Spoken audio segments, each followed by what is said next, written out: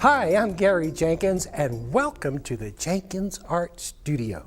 Today we're going to paint the queen of flowers, the English rose. Now, you know, the English rose was very, very popular before the 1900s. And then after the 1900s, the Floribunda and the tea rose came into fashion and forced the poor little Victorian rose right out of style. But it's coming back into style. We have it growing in our garden, and many people are starting to grow the old-fashioned English roses in their garden. So hopefully we'll see more of the old-fashioned English rose. It's a flower I love, mainly because it has so many petals in it and it's much more dense. Let's take a look at the painting that I'll be looking at, one we'll be painting today. We have a pink rose, and we have a side view and a view of the white rose sort of looking straight at us. And remember, this is the old English rose, the old-fashioned rose. So if you guys have a garden at home, you might want to try growing some of these and taking photographs and painting them. Let's take a look at the canvas. This is, oh boy, a pretty good size, an 18 by 24. I have some white paint already on here. And you can see if I just take my finger and rub across it, you can see there's some white paint. I don't have anything inside. There's no white paint in here where the flowers are going to go, mainly because I don't want the white to weaken up the color that we're going to put in there. But I do have the white out here, so when we put our leaves on, the leaves will slowly fade away into the white. Yes, well, I'll show you in a minute how that works. First of all, let's find out where the roses are on the canvas. So let's come down to the palette. We use paper towels all the time. You'll see me using towels to wipe and clean the brush off with. We're going to take a little touch of medium, and we'll just take, sort of a neutral color. Let's just take this gray color. Just black and white makes a gray. We're going to take this up, and we're going to find there's going to be a rose, say, right back in here. We're going to have our pink rose sort of overlapping the gray one. And this just shows us where the flowers are going to go. We need to find out where the flowers are so we don't get a bunch of that dark green in here. It'll muddy up our pink flower. Now let's come down to the palette, and we're going to take a nice dark green, little touch of medium, maybe a little sienna.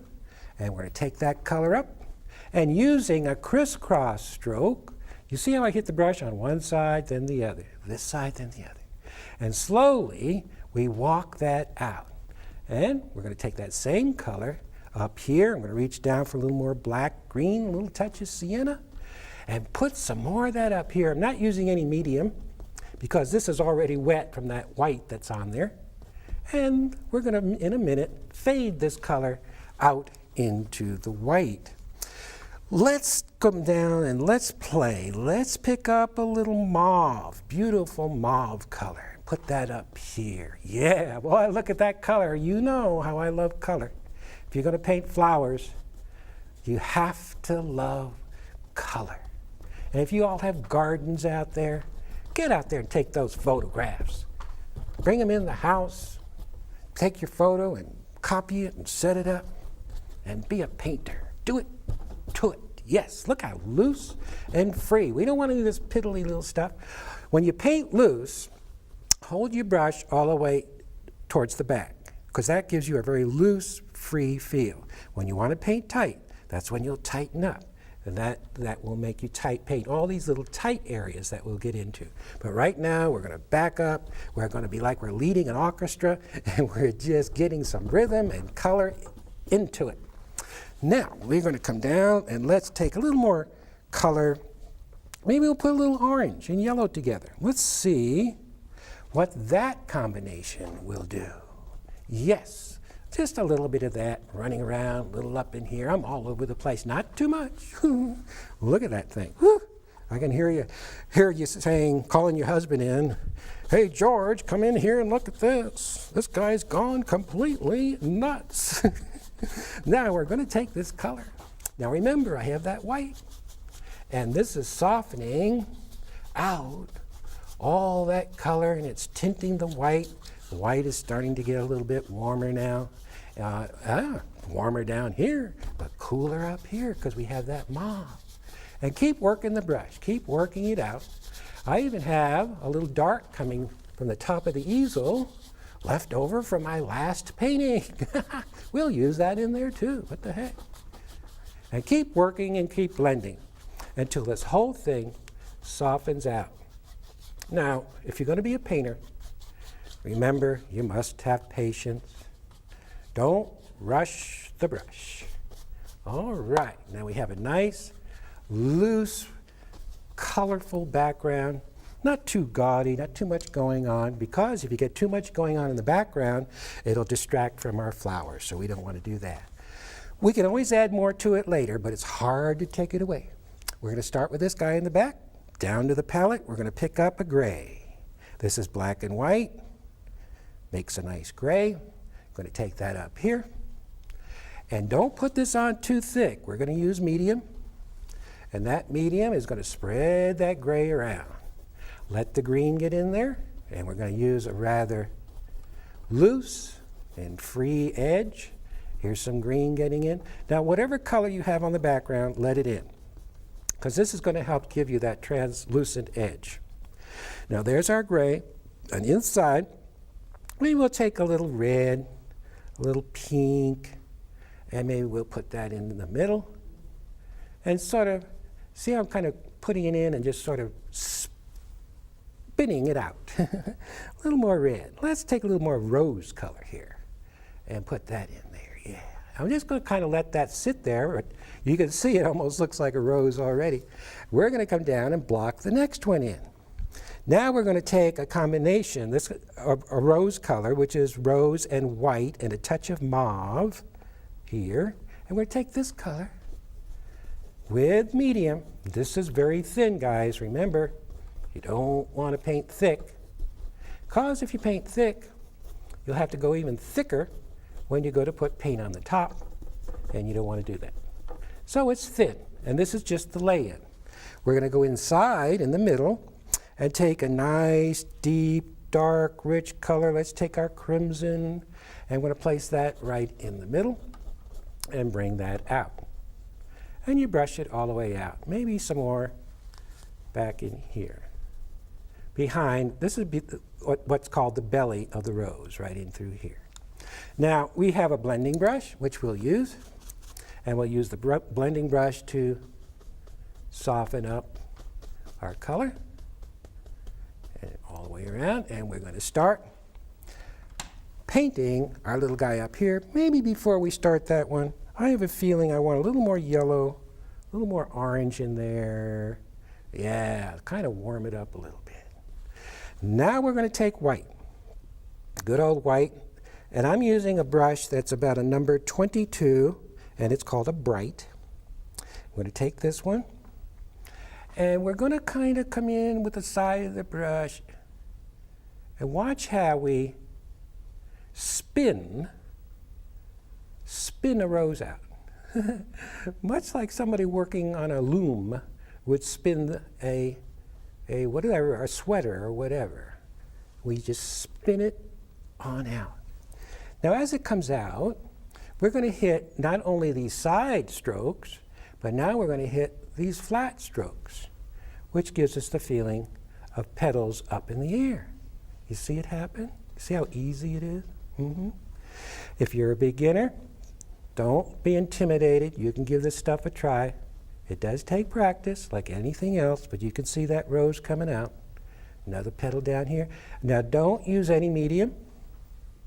And just wherever you see a petal, put it in. Here's another one coming in here. This is a large petal. And some of the petals are large and some are small. Here's another one in here. It's very important now to use your paint very, very dry. And don't use any medium. By using it dry, it sticks to the surface. Look, see it stick. You'll even feel it kind of not want to come back off the surface of the canvas. It's sticky. Here's a petal hanging down on the bottom. But this one might have a little hang your hat on that one. And another one over here.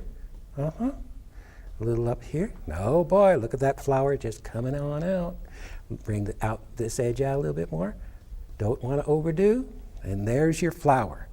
Yes, the old-fashioned, beautiful Victorian rose. It doesn't get any better than that, folks. There it is. Let's come on down to the next one. We're going to take our rose color and mix a little white with it to make it a little bit lighter. And we're going to come back up here. And we're going to pick out, let's pick out a petal here. Maybe there's something happening in here. This is actually the belly. Let's paint that belly in. It's a cup shape, so you can see the cup. Then we're going to take our white and cut across that, and we'll cut a petal in. Yes. No medium, very dry. Let's cut another petal in. You see it happen? One stroke over the other? Yes. A petal out here. Now, the beauty of the old-fashioned rose is that it's full of petals.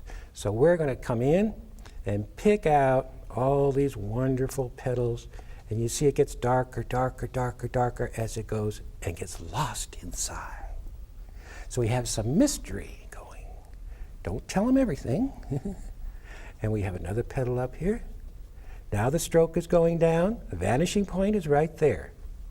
Each petal has its own little vanishing point, and this one is there. Yes.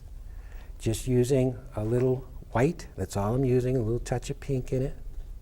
Another one there. And another one here.